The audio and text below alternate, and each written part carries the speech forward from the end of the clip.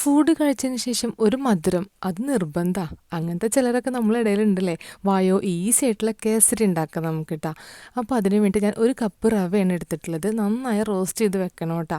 എന്നിട്ട് അതിലേക്ക് ഒരു പാൻ എടുക്കുക, അതിലേക്ക് നമ്മൾ കുറച്ച് നെയ്യ് ഒഴിക്കുക, കിസ്മിസ് ഒന്ന് റോസ്റ്റ് ചെയ്തെടുക്കുക കേട്ടോ. നട്ട്സ് ഇഷ്ടമുള്ളവർ ആഡ് ചെയ്യാം.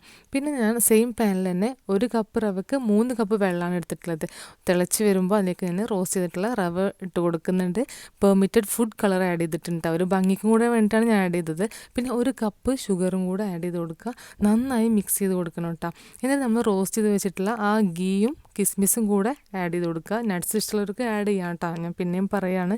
പിന്നെ ഏലക്കാപ്പൊടിയും കൂടെ ഇട്ട് കൊടുക്കുക കേട്ടോ. പിന്നെ ഒരു 4 ടേബിൾ സ്പൂൺ നെയ്യും കൂടെ ആഡ് ചെയ്ത് കൊടുക്കണം.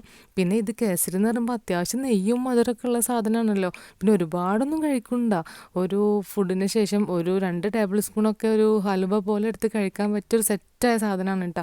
ഇത് നമ്മളൊരു ചെറിയൊരു ബൗളിലേക്ക് ആക്കുന്നുണ്ട്. അതൊന്ന് ഡെക്കറേറ്റ് ചെയ്യാൻ വേണ്ടി, ഡെക്കറേറ്റ് എന്നല്ല, ഒരു ഷേപ്പ് കിട്ടാൻ വേണ്ടിയിട്ട്.